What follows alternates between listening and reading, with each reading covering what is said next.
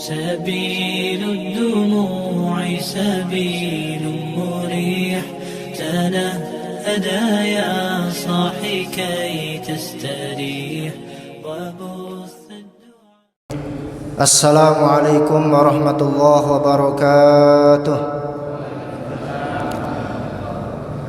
إن الحمد لله نحمده ونستعينه ونستغفره ونعوذ بالله من شرور أنفسنا ومن سيئات أعمالنا. من يهده الله فلا مضل له ومن يضلل فلا هادي له. أشهد أن لا إله إلا الله وحده لا شريك له وأشهد أن محمدا عبده ورسوله لا نبي ولا رسول بعده. اللهم صل وسلم وبارك وزد وكرم على نبينا وحبيبنا محمد صلى الله عليه وسلم وعلى آله وأصحابه ومن تبعهم بإحسان إلى يوم القيامة. اللهم إنا نسألك علما نافعا ورزقا طيبا وعملا متقبلا. Alhamdulillah, kita bersyukur kepada Allah Azza wa Jal karena pada kesempatan yang berbahagia ini kita masih diberikan kesempatan oleh Allah Subhanahu wa taala sehingga kita bisa menjalankan di antara kewajiban kita sebagai seorang muslim yang akilah balighah, yaitu melaksanakan sholat maghrib secara berjamaah di masjid yang insyaallah penuh dengan keberkahan ini. Semoga sholat maghrib yang kita lakukan adalah sholat atau amal ibadah yang diterima oleh Allah Subhanahu wa taala. Allahumma ma'asyiral muslimin wa zumratal mu'minin rahimakumullah.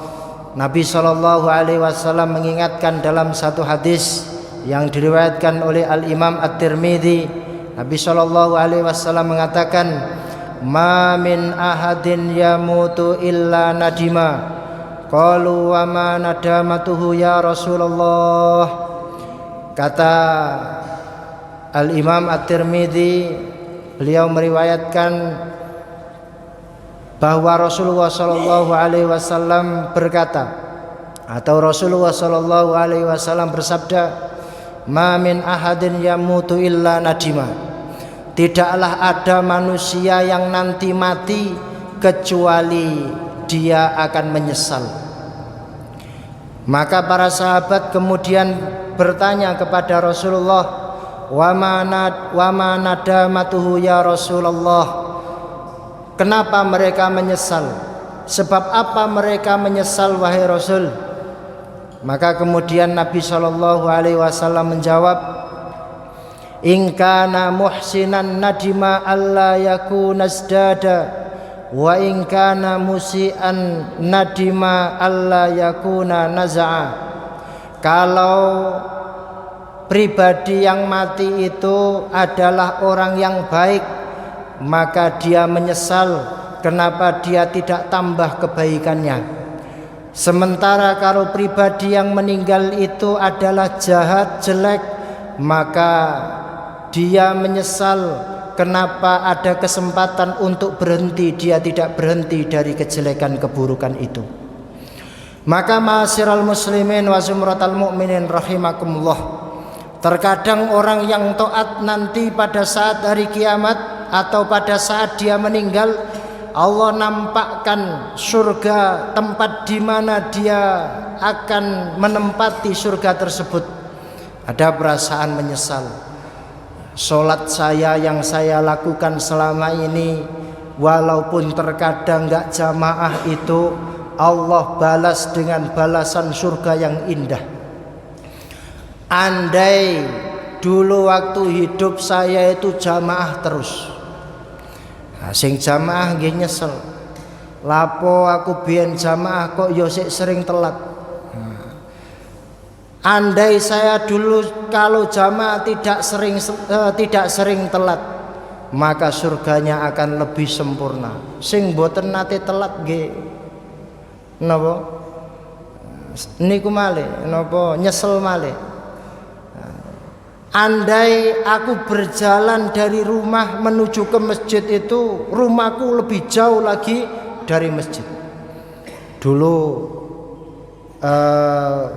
Profesor Thohir Lut pernah mengutip satu kisah, walaupun kisah ini oleh para ulama diperselisihkan. Ada yang mengatakan ini cerita tidak berdasar, ada yang mengatakan berdasar tapi lemah, yaitu riwayat berkenaan dengan perkataan seseorang yang ketika dia sebelum meninggal dinampakkan tempat kembalinya sebelum nyawanya benar-benar hilang. Ada 3 perkataan. Yang pertama dia mengatakan laukana kulluh. Kemudian yang kedua laukana ab'ad. Yang ketiga laukana ajyad. Dia mengatakan laukana ab'ad, andaikan lebih jauh sebelum dia meninggal Allah nampakkan pahala menuju ke masjid yang jauh dari rumahnya.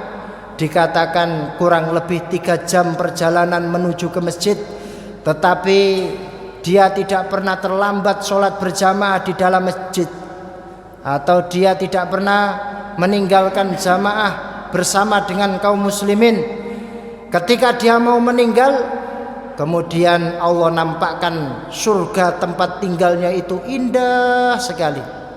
Maka dia mengatakan laukana ab'ad, andai lebih jauh lagi saya melangkah. Maka nenek panjenengan dugi ten masjid pas adzan niku mengke nggih nyesel apa kok pas adzan, kok sadurunge adzan ngono lak ya iso. Tapi pun boten saged, pun mati ya. Nggih. Nah, makanya para hadirin yang dirahmati Allah, ini Nabi memberikan sinyal-sinyal, memberikan teguran nasihat supaya kita itu jangan sampai ketika meninggal kemudian yang kita sedihkan, yang kita sesalkan sesuatu yang sangat besar sekali. Ya kita menyesal, tapi paling tidak penyesalan kita itu tidak terlalu. Ya, ada penyesalan memang, tapi tidak terlalu. Meminimalkan penyesalan itu harapan kita. Ya. Jadi para hadirin yang dirahmati Allah Subhanahu wa taala, semua orang yang mati nanti, pada saat dia mati Allah nampakkan pahala kebaikannya atau Allah nampakkan siksa dari amal perbuatan jahatnya, maka yang ada adalah penyesalan. Ya, menyesal karena tidak bisa memaksimalkan amal ibadah, dan menyesal bagi orang yang jahat kenapa dulu ada kesempatan berhenti tidak berhenti. Hadirin yang dirahmati Allah Subhanahu wa taala, makanya paling tidak supaya penyesalan kita itu tidak menjadi penyesalan yang teramat sangat, ya, kita minimalisirkan, kita minimalkan penyesalan itu. Salah satunya adalah dengan mengaji seperti ini. Hadirin yang dirahmati Allah Subhanahu wa taala, karena waktu nanti juga akan dihisab untuk apa kita habiskan masa kita, untuk apa kita habiskan usia kita, akan ditanya secara khusus tentang masalah waktu. Makanya para hadirin yang dirahmati Allah Subhanahu wa taala, supaya ada jawaban bahwa waktu kita salah satunya adalah kita habiskan bersama dengan kaum muslimin di Masjid Sabilillah Sugiyo ini, yaitu untuk mengkaji dan mengaji bersama, maka ini adalah amal baik yang perlu panjenengan jaga. Pun mboten napa-napa udan-udan kedhik jenengan dugi, ya. Mboten kedah kula terus panjenengan dugi mboten. Makane kula niku senajan udan-udan titik tetap dugi mriki. Amargi napa? Nek panjenengan mboten dugi wonten ustate tetep jalan ngajine. Tapi nek panjenengan dugi ustate mboten dugi prei. Ya. Makanya hadirin yang dirahmati Allah, pun kula napa kula wakafaken saestu napa awak kula, ya. Kula niki namung kula niati nerusaken perjuanganipun Kiai Haji Abdul Fatah guru kula. Nggih nate ngaji dateng mriki, nggih nate kempal kali panjenengan, tapi sekarang beliau sudah meninggal dunia. Kita doakan Allahumma firlahu warhamhu wa'afihi wa'fu anhu wa akrim nuzulahu wa wasi' madkhalahu. Ma'asyiral muslimin wa zumratal mu'minin rahimakumullah. Malam ini kita masuk penanggalan yang ke-12 dari bulan Rabiul Awal. Sering kita menganggap bahwa lahirnya Rasulullah Shallallahu Alaihi Wasallam adalah tanggal 12 Rabiul Awal, karena berdasarkan pada hadis yang diriwayatkan oleh Ibnu Abbas bahwa Rasulullah Shallallahu Alaihi Wasallam itu lahir pada hari Senin tanggal 12 Rabiul Awal tahun gajah. Ya, kalau tahunnya para ulama sepakat tahun Nabi lahir bertepatan dengan tahun di mana pasukan gajah itu menyerbu Ka'bah, ingin menghancurkan Ka'bah. Mereka ingin membuat Ka'bah tandingan, karena secara ekonomi supaya negeri mereka itu ramai dikunjungi oleh orang-orang. Lah Mekah itu negeri tandus saja kok dikunjungi. Kenapa Mekah itu dikunjungi? Karena ada Ka'bah. Andai Mekah itu tidak ada Ka'bah, Mekah itu menjadi negeri yang tandus. Ya, karena ada Ka'bah, barokahnya Ka'bah, maka kemudian orang dari penjuru dunia datang ke Mekah untuk beribadah di sana. Makanya hadirin yang dirahmati Allah, Nabi lahir pada hari Senin itu sepakat para ulama, karena Nabi Shallallahu Alaihi Wasallam pernah ditanya tentang masalah puasa Senin. Nabi, kenapa engkau melaksanakan puasa Senin Kamis? Kemudian Nabi Shallallahu Alaihi Wasallam menjawab, pada hari Senin ini aku dilahirkan, dan pada hari Kamis amal semua manusia naik di sisi Allah Subhanahu Wa Taala. Itu sepakat para ulama. Tapi tentang tanggalnya 12 Rabiul Awal itu berbeda. Ada sebagian yang mengatakan bahwa Nabi itu lahir tanggal 8 Rabiul Awal, lebih cepat dari tanggal 12. Ada yang mengatakan Nabi Shallallahu Alaihi Wasallam lahir pada tanggal 9 Rabiul Awal. Ada yang mengatakan Nabi Shallallahu Alaihi Wasallam lahir pada bulan Muharram. Ada yang mengatakan Nabi Shallallahu Alaihi Wasallam lahir pada bulan Rajab. Ada yang mengatakan Nabi Shallallahu Alaihi Wasallam lahir pada tanggal 12 Ramadan. Dados kila ini ku kathah. Kila tanggal 12, kila tanggal 9, kila tanggal 8, kila tanggal kathah. Ya. Nopo kok saged benten? Para ulama berbeda. Karena mereka menghitung kapan terjadinya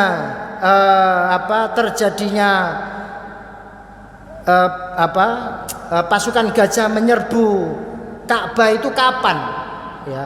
Kemudian dipaskan hari Senin itu tepat enggak 12 Rabiul Awal? Itu ternyata kemudian tidak pas di hari Senin itu tidak pas dengan 12 Rabiul Awal. Makanya kemudian ada perbedaan, itu biasa. Zaman dulu belum ada akte kelahiran. Dereng wonten catatan sipil.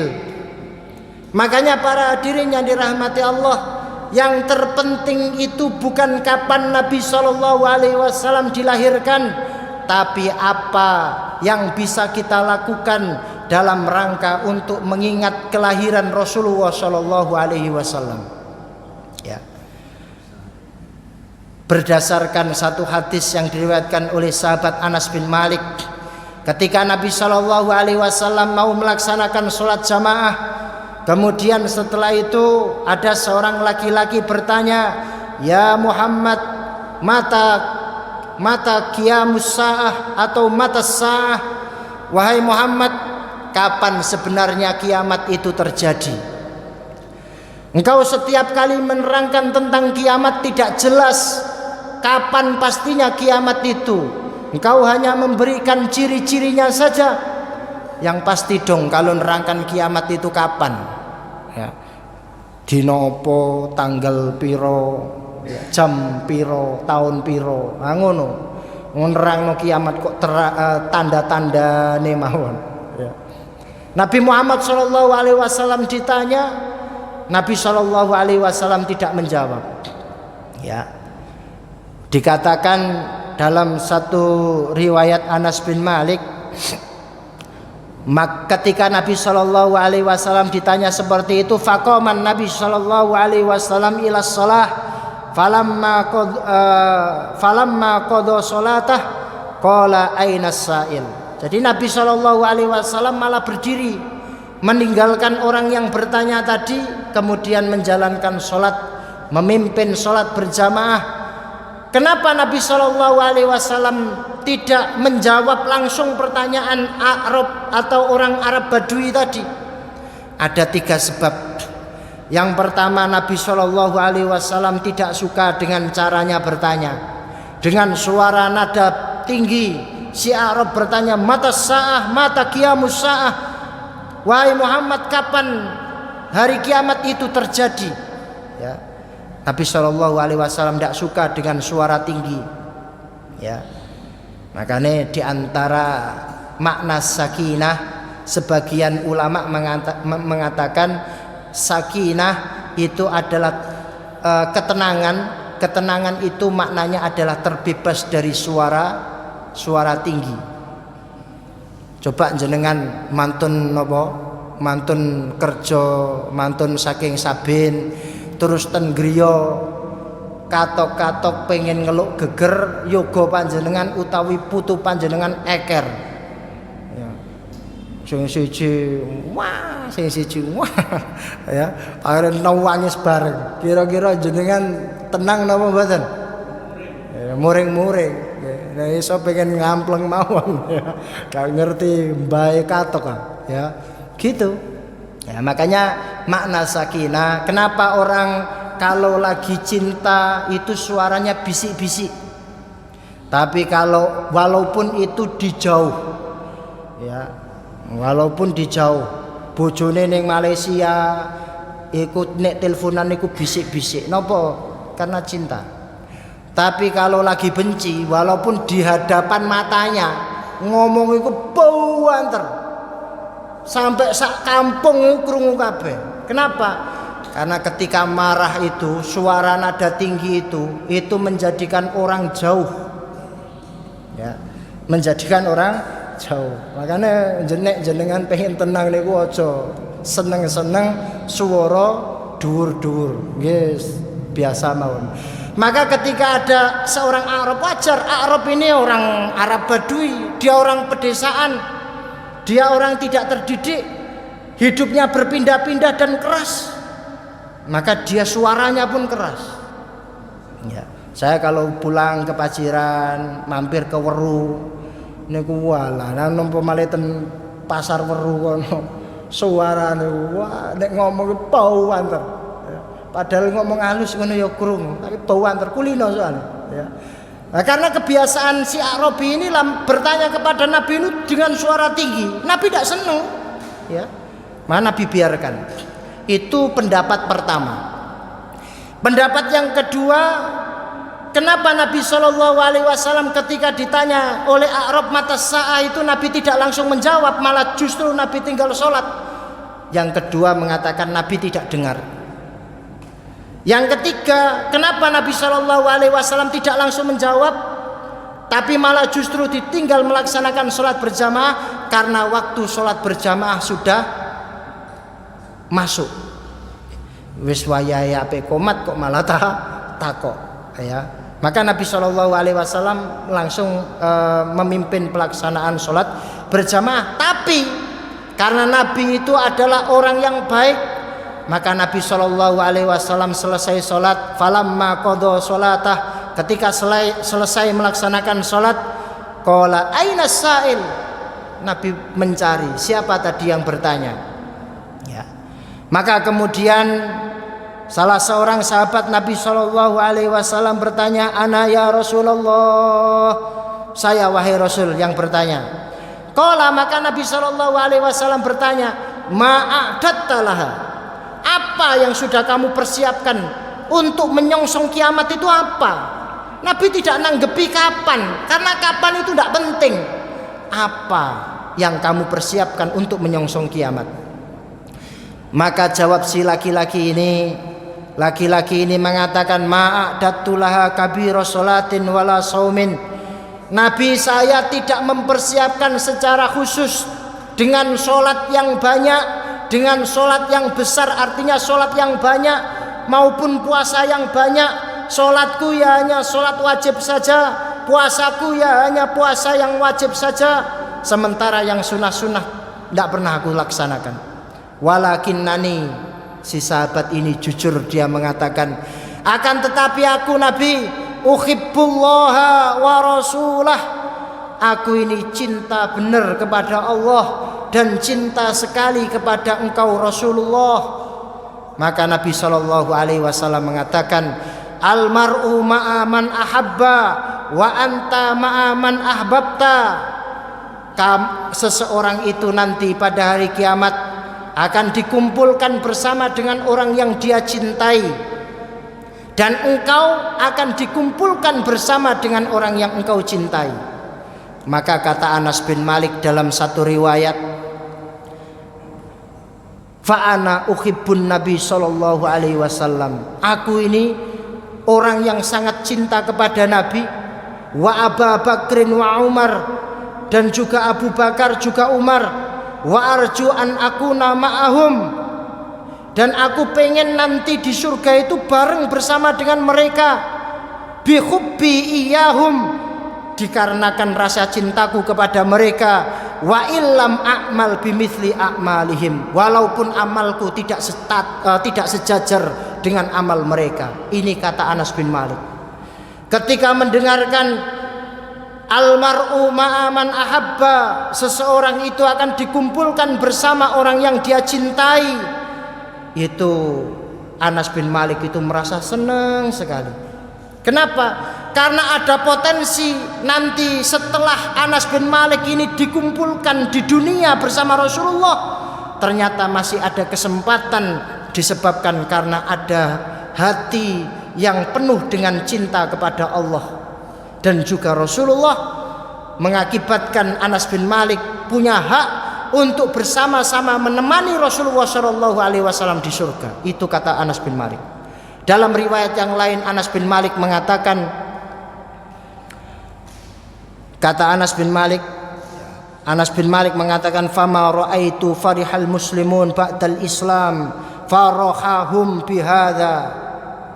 Kata Anas bin Malik, aku tidak pernah melihat kaum muslimin, para sahabat yang bahagia setelah mereka masuk Islam melebihi bahagia mereka setelah mendengar perkataan Rasulullah, almar'u ma'a man ahabba, seseorang bersama dengan orang yang dicintainya nanti pada hari kiamat. Cinta itu adalah pekerjaan hati. Makanya kata Al-Imam Al-Ghazali, apa sih sesungguhnya yang disebut dengan rasa cinta itu? Al-hubbu ibaratun an mailit tab'i ila syai'il muladzid. Yang disebut cinta itu adalah ungkapan dari ketertarikan watak terhadap sesuatu yang dianggap enak. Ya. Makanya kata Al-Imam Al-Ghazali, tidaklah sesuatu itu layak untuk dicintai melebihi 3 hal. Beliau mengatakan, li'anna mahbubal mahbub mahbubun, wa rasulal mahbub mahbubun, wa muhibbul mahbub mahbubun. Ada 3 hal. Yang pertama, karena sesuatu yang dicintai oleh kekasih adalah seperti kekasih itu. Utusan kekasih adalah seperti kekasih itu, dan pecintanya kekasih adalah seperti kekasih itu pula. Ya. Jadi menurut Al-Imam Al-Ghazali, sesuatu yang paling layak untuk dicintai, yang mengisi rongga hati seseorang, yang pertama adalah Allah, zat yang memang layak untuk dicintai. Yang kedua adalah Rasulul Mahbub, mahbubun, utusan zat yang layak untuk dicintai, atau utusannya Allah itu adalah mahbubun, layak untuk dicintai. Kemudian yang ketiga adalah muhibbul mahbub, orang yang mencintai, orang yang mencintai Allah, orang yang mencintai Rasulullah, maka dia juga layak untuk dicintai. Ya. Makanya para hadirin yang dirahmati Allah Subhanahu wa taala, di dalam hati kita ini jangan sampai kemudian isinya cinta kepada anak, isinya cinta kepada istri suami, isinya cinta kepada harta pekerjaan, isinya cinta kepada jabatan, tapi tidak ada kita sisakan cinta untuk Rasulullah Shallallahu Alaihi Wasallam. Lah ekspresi cinta niku nggih macam-macam. Ya, wonten tiyang seneng niku nyebut-nyebut mawon sing disenengi. Ya, ibarat wonten bapak-bapak nggak ada bojo mboten dina niku senengane muji mawon. Ya, Dek, gak ana wong wedok sak ayu sampean. Pokoke sampean niku paling ayu. Tapi gak tahu belanjani. Senengane namung muji-muji mawon. Ya ibuke ya seneng, dipuji nggih seneng. Engko nek mari dipuji nesu meneh, oleh gak dibelanjani. Ekspresi cinta. Ya mulai lagi di PHK, durung oleh penggawean, ya isone mong mbahagiakno bojo iku ya muji-muji ae. Itu ekspresi cinta, cinta seseorang kepada pasangannya. Ada tipikal orang itu yang dia segan untuk memuji kekasihnya. Sungkan Pak Ustadz, wis tuwa apa meneh. Wis tuwa ape muji-muji bojone. Wong nom-noman biyen gak tau muji, saiki tuwa-tuwa ape muji. Ayo coba bapak-bapak, mbah-mbah niki nang mule engko nang terus muji dik sampean ayu. Prosoku. Ala Pak Ustadz wong biyen pas nom-noman ae ora ngono kok saiki tuwa-tuwa ape ngono nggih mboten napa-napa to. Ya, tapi dia tipikal orang yang cinta juga. Setiap hari kasih belanja kepada istrinya, tapi jarang muji. Itu juga ekspresi cinta. Ada orang itu yang kayak dia itu apatis kepada pasangannya, tapi kalau ada yang mengganggu pasangannya, maka dia akan marah kepada orang yang mengganggu itu. Itu juga ekspresi cinta. Makanya kita sebagai umatnya Nabi Muhammad Sallallahu Alaihi Wasallam ini model ekspresi cinta kepada Rasulullah macam-macam. Ada yang ekspresi cintai solawatan, dijak tahajudan itu gak gelem, tapi nek dijak mulutan itu disi. Ya selain pola ono berkate barang, nek tahajudan gak ono berkate. Makanya kalau ten sabilillah niki gerakan tahajud berjamaah mulai nggawa berkat.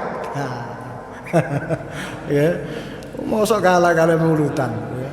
Ya sama-sama. Yang mulutan maksudnya adalah mendengarkan kembali kisah-kisah Nabi dibacakan saat maulid itu.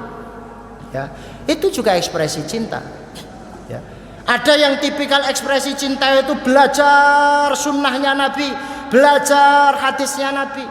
Makanya ten griya jenengan niku selain Quran jenengan gak ada Quran, niku minimal jenengan nggih gak ada hadis. Mbah hadis Bukhari, mbah hadis Muslim, mbah hadis Riyadhus Shalihin, mbah hadis sing paling cilik nggih napa hadis Arba'in. Pokoke seperti niku gak ada ngoten lho. Ya. Sebagai bentuk cinta kita kepada Rasulullah kita pelajari, kita baca. Kalau misalnya tidak mampu juga Ustaz, meripat wis tuwa Pak Ustaz, ya. Nek meripat panjenengan pun sepuh, nggih panjenengan dumugi dhateng masjid sing ngrengekno pun ngoten mawon. Diniati inilah bagian daripada ekspresi cinta kita kepada Rasulullah. Ada yang orang itu semangat mengamalkan sunnah, poso Senin Kemis, poso Ayamul Bid sregep, tapi wayahe poso lemes, akhirnya gak iso nyambut gawe demi poso. Nggih wonten model ngoten niku. Wonten ekspresi cinta niku sregep salat dalu, tapi subuhe kawanen. Niku nggih wonten. Niku nggih ekspresi seneng, ya. Makanya para hadirin yang dirahmati Allah Subhanahu wa taala, ekspresi cinta ini harus kita bangun bersama. Jangan satu sisi saja. Ya. Tapi bagaimana kita mencintai Rasulullah itu kita ekspresikan secara utuh. Ya. Tidak hanya sekedar lafaz yang kita ucapkan bahwa saya cinta kepada Rasulullah, tapi juga ada bukti dari ungkapan cinta kita itu. Bahwa cinta itu tidak hanya sekedar ucapan, ungkapan saja, tetapi juga butuh bukti. Butuh bukti. Maka para hadirin yang dirahmati Allah Subhanahu wa taala, minimal kita meniru akhlaknya Rasulullah sallallahu alaihi wasallam. Ya. Makanya para hadirin yang dirahmati Allah, tidak ada manusia yang layak untuk dicintai sempurna sesempurna cinta kita kepada Rasulullah sallallahu alaihi wasallam. Kenapa? Yang pertama, bahwa cinta kepada Rasulullah sallallahu alaihi wasallam itu adalah konsekuensi syahadat. Kita yang sudah mengucapkan asyhadu alla ilaha illallah itu tidak akan sempurna tanpa wa asyhadu anna Muhammadar Rasulullah. Maka nenek wonten tiyang niku anti kali sunnah, yang menyebutkan kelompok mereka itu dengan sebutan ingkarus sunnah, mengingkari sunnah, hanya menerima ayat-ayat Allah saja. Karena sunnah dibukukan itu jauh setelah Nabi Shallallahu Alaihi Wasallam meninggal, maka kemudian mereka mengingkari hadis itu tidak benar. Kenapa? Karena hadis ditulis jauh setelah Nabi Shallallahu Alaihi Wasallam meninggal dunia. Mereka hanya menerima Quran saja. Karena Quran ditulis saat Rasulullah Shallallahu Alaihi Wasallam masih hidup.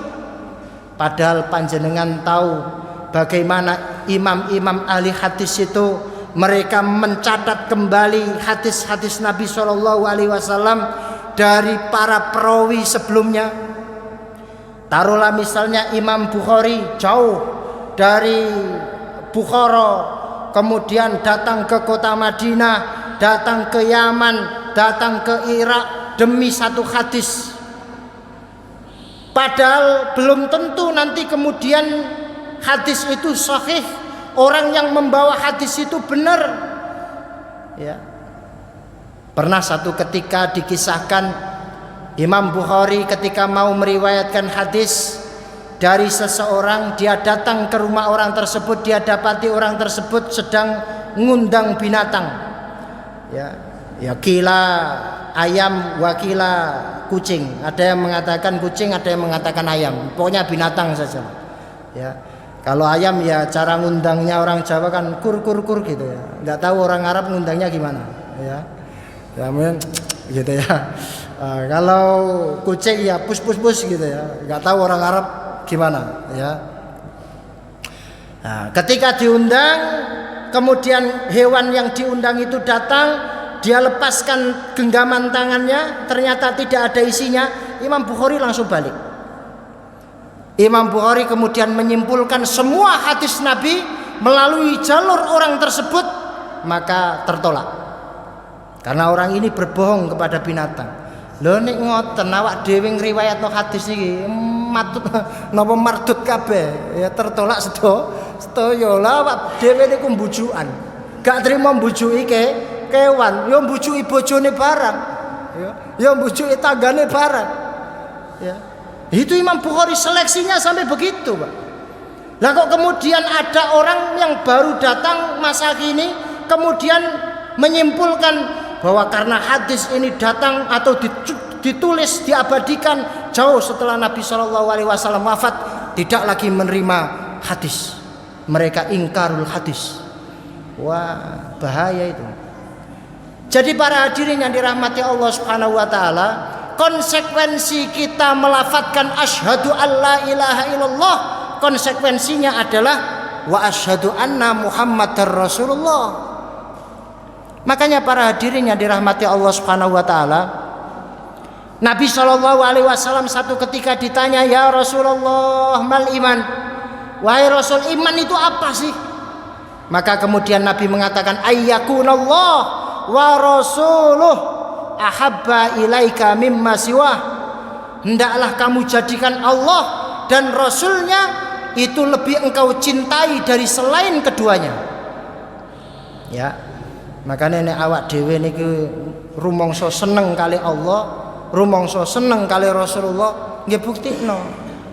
Ya. Wayahe azan kumandang niku bagian nyembah pangeran, nyembah Allah, kalah karo sing liya. Kalah karo TV, kalah karo HP, kalah karo game-giman, ya kalah karo penggawean. Lho ngoten kok sanjange seneng karo Nabi kali Allah niku saking pundi dalane. Ya. Makanya para hadirin yang dirahmati Allah Subhanahu wa taala, Nabi ketika ditanya mal iman, iman itu apa Nabi? Iman itu ketika engkau menjadikan Allah dan Rasulullah itu di atas segala-gala cinta. Ya. Maka para hadirin yang dirahmati Allah Subhanahu wa taala, ini yang pertama. Kenapa kita perlu mencintai Rasulullah? Karena Rasulullah, cinta kepada Rasulullah adalah konsekuensi syahadat kepada Allah. Kemudian yang kedua, dereng mantung? Belum kan? Yang kedua, bahwa cinta kepada Rasulullah adalah jalan cinta kita kepada Allah. Nabi sallallahu alaihi wasallam mengatakan man ata'ani faqad ata Allah wa may ya'sini faqad asallah. Barang siapa yang taat kepadaku maka dia taat kepada Allah. Barang siapa yang bermaksiat kepadaku maka sejatinya dia bermaksiat kepada Allah. Artinya bentuk cinta kita kepada Rasulullah adalah bentuk cinta kita juga kepada Allah. Cinta kita kepada Allah akan pincang kalau tidak mencintai Rasulullah. Ya. Itu yang kedua. Saya singkat-singkat saja. Kemudian yang ketiga, kenapa kita layak mencintai Rasulullah sebagai orang yang layak untuk kita cintai bersama? Yang ketiga, karena Nabi SAW seumur hidupnya itu tidak pernah bohong. Nabi tidak pernah bohong. Ya. Nabi Ibrahim, kata Nabi Ibrahim pernah bohong 3 kali. Ya. Nabi mengatakan Nabi Ibrahim itu besok tidak bisa memberikan syafaat umatnya itu karena merasa malu. Dulu waktu hidup pernah bohong 3 kali. Satu, ketika Ibrahim ditanya, "Hei Ibrahim, kamu kok nggak ikut? Ini kan Id kita, ini kan hari raya kita. Kenapa engkau nggak ikut?" Ya, ini sakim, aku sakit. Biar kalian saja yang berangkat, aku sakit. Padahal Ibrahim nggak sakit. Itu bohong pertama Ibrahim. Ya jane ya oleh, ya bohong seperti itu. Daripada diajak musyrik kan, ya lebih baik Ibrahim menghindar. Yang kedua, Nabi Ibrahim alaihissalam bohong, kata Nabi SAW, yaitu pada saat ditanya, Ibrahim, siapa yang menghancurkan patung-patungku ini semua, patung-patung kami ini semua? Jawab Ibrahim, tanya sama yang besar, bal fa'alahum kabiruhum. Ya tanya, yang melakukan mesti yang gede itu, wong kapaknya di leher dia kok. Tanya sama saya. Ya, Ibrahim ngerti, yang pelakunya dia, tapi dia bohong. Ya, kata Nabi. Yang ketiga, ketika Nabi Ibrahim di Mesir bersama dengan Sarah, Nabi Ibrahim ditanya, kamu siapanya wanita ini? Karena Raja Mesir ketika itu sedang mencintai Sarah. Kalau Ibrahim mengatakan bahwa Ibrahim suaminya, berarti ada saingan raja itu. Padahal raja ini raja kejam. Maka Ibrahim mengatakan, aku adalah saudara dia. Ya, maka Sarah sempat protes, kenapa engkau bohong? Engkau kan Nabi, kenapa engkau bohong? Kata Siti Sarah, ya karena saya, kata Nabi Ibrahim, kita ini di dunia ini yang iman kepada Allah hanya 2, aku dan kamu. Kalau aku mati, siapa yang akan membela engkau? Maka aku mengatakan, aku adalah saudaramu seiman. Seimane kari ning ati ae seimane supaya gak dipateni. Ya. Makanya Nabi SAW tidak pernah bohong. Wa ma yantiqu anil hawa in huwa illa wahyu yuha. Nabi ngomong itu dibimbing oleh wahyu. Ya. Jadi para hadirin yang dirahmati Allah, karena Nabi SAW orang yang jujur, mesti setiap ucapannya itu jujur. Maka karena ucapannya jujur, layak untuk kita ikuti ucapan itu. Ya. Kalau Nabi SAW melakukan satu amalan layak untuk kita tiru, karena Nabi melakukan amalan itu didasarkan pada wahyu. Ya. Ya. Hadirin yang dirahmati Allah Subhanahu wa taala, dan yang paling akhir ya langsung saja ya saya akhiri. Yang paling akhir ya karena memang Nabi SAW itu sangat mencintai kita. Nabi mencintai kita, masa cintanya Nabi nggak kita balas cintanya Nabi SAW. Makanya besok di hari kiamat, orang yang paling sibuk di akhirat nanti adalah Rasulullah SAW, menyelamatkan, memberikan syafaat kepada umatnya. Jenengan kados ngeten iki dibelani kali Kanjeng Nabi. Lho jenengan kok gak sayang kali Nabi niku pripun? Ya. Dan Nabi SAW itu sosok yang sangat asyidda alal kuffar ruhama bainahum. Muhammadur Rasulullah, Muhammad adalah utusan Allah, dan orang-orang yang bersama dengan Nabi, para sahabat, dan mungkin kita semuanya kaum muslimin bersama dengan Rasulullah, asyidda alal kuffar, keras terhadap kekafiran, ruhama bainahum. Nabi itu rahim, Nabi itu kasih sayang dengan sesama, Pak. Ada sahabat Nabi berdua itu pecoan, ya, datang kepada Nabi. Nabi, kami berdua ini melaksanakan sholat dalam satu perjalanan. Kami melaksanakan sholat Nabi dalam perjalanan, dan di dalam perjalanan saya itu tidak ada air.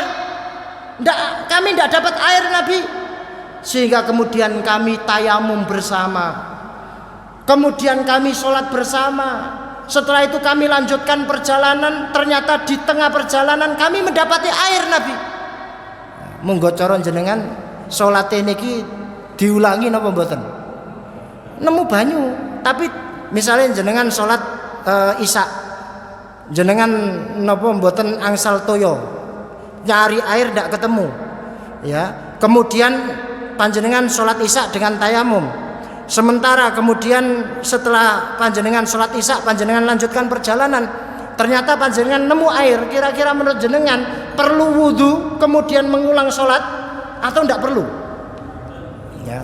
Nah, ini terjadi dua perbedaan pendapat dua orang ini.